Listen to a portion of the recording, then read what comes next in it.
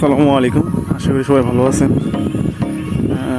হয়তো বা যারা এখানে আসছেন অবশ্য তারা দেখছেন যে পরিবেশটা কেমন, অবশ্যই অনেক সুন্দর।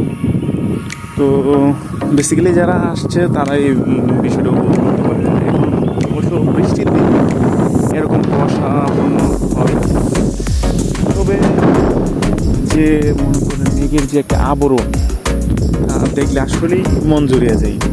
আর সামনে আছে হলো আমাদের জুম, এই যে পাহাড়িরা জুম করতেছে জমির জমি,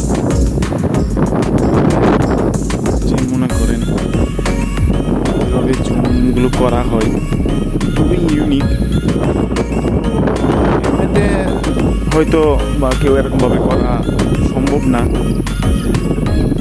আপনারা মনে করেন যারা আসছেন সাজেকের পরিবেশটা আসলেই অন্যরকম, যে যা বলার মতো না। আর একটু দেখেন এই যে জুম করে মাঝে যে গড়টা আছে ওগুলোকেই বলা হয় জুম ঘর।